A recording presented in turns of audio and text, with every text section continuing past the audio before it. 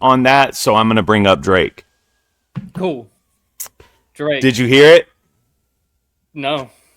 You didn't hear it? I don't pay attention to Drake at all. I didn't hear it. Okay. It's really good.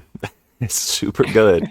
It's a super good rap. He's rapping his ass off, bro. It's a really dope rap song, bro. Well, I'm down. I'm gonna listen. Yeah. No, it's good, bro. It's good, and but it's also, you remember when Eminem came out with Kamikaze, and it was like this breath of fresh air where it was like, yes, but then at the same time the subject matter was just, you didn't like my previous album, so screw you. It's kind of like that. It's like, oh, you teamed up with these other guys? Well, screw you. But it's still hard, and it's still the Drake that you've been waiting on. So I'm intrigued. And the name of the album is going to be ICEMAN, and I'm intrigued to see where he takes it and what he does with it. But I'm going to tell you, from watching from afar, it seems like Drake fans are the new Eminem fans, where we all went through that process, and we all went through the Eminem hate, and Eminem called it. He said, Drake, one day they're going to turn on you too.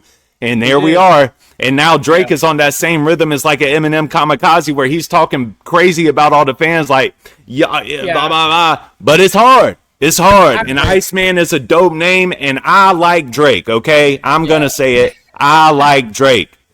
I want to see him win, bro. And I'm tired of Kendrick. I love Kendrick's album until the white soccer moms got a hold of it. I loved it. I hate to tell you guys, it's not like us no more, bro. It's just like us now. The white soccer moms got a hold of it, and now it's just like us. It's not like us anymore. It's not like us anymore. It's just like us now. And it is what it is. Every softball tournament I go to, bro, every little girl's walkout song, wop, wop, wop, wop, wop. It was hard when it came out. It was a great diss. It wasn't as good as Euphoria. Euphoria was the one for me, but I get it. And I think that too many times we get caught up in moments and we don't really look at things for what they are. And what I do want to say here, man, and I might get criticized for it because of what type of channel I am. I might get criticized for it. But what I want to say right here, what I want to say right now is this. Drake deserves more credit for even getting in the ring with Kendrick Lamar. He deserves more credit. He did a good job. He push-ups was good. You know what I mean? It's not a bad diss record. What? Hey, shout out to your boy Dirty, man. I see you in the comments. Oh, Dirty's in here. What's up, Dirty? Yeah. See, as soon as Dirty comes in here, bro, now I'm saying that.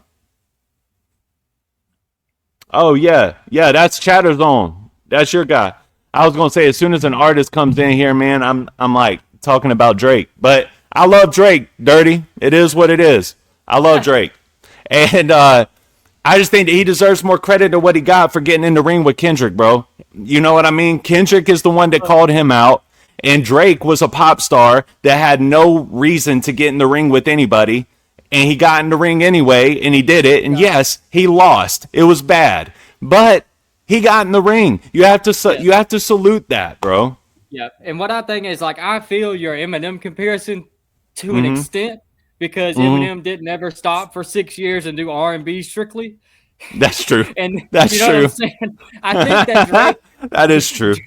Drake fans had a reason to switch up on Drake, in my opinion. He gave them that reason, because when I first liked Drake, he was rapping his ass off, dude. He was going off on other people's beats. He was just snapping.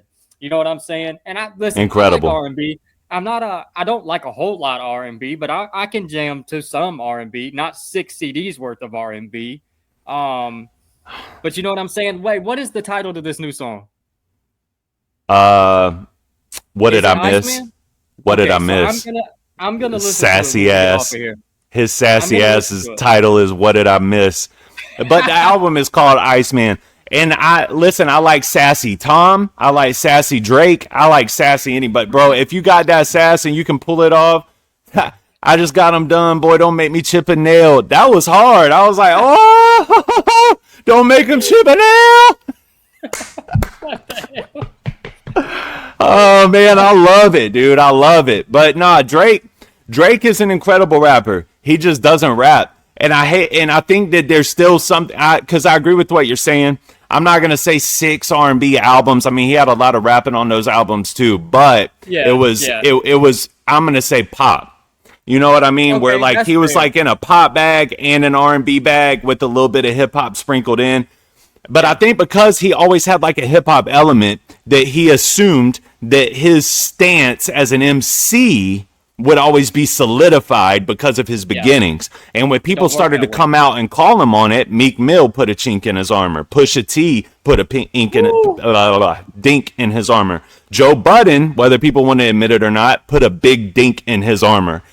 Yeah. Joe Budden dissed him 4 times before he could even reply, and the only reply that Drake had was pump it up.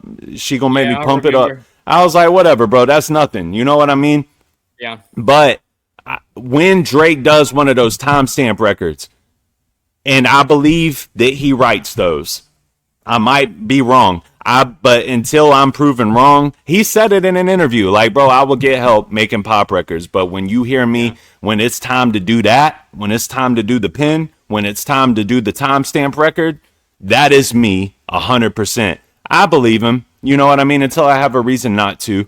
But all I'm going to say is when he is in that bag, he is problematic. I don't want to set myself up in a way where like he puts out something that's undeniably enjoyable, and I'm just over here one of these Kendrick haters like, well, he ain't really part of the culture. You know what I mean? That part, yes. FOH, bro. Yep.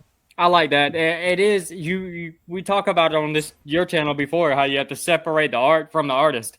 Facts. You just because 2 people are beefing doesn't mean that you, the listener, have to pick a side. I just did maybe like a month ago, I did a Token song where he was throwing shots at Tom. And like that comment section is just full of people picking sides, either Token or Tom. And I'm like, dude, stop. Yeah. You don't have to pick a side. Just quit. Just enjoy the music. Like, enjoy it. Like, what 100%.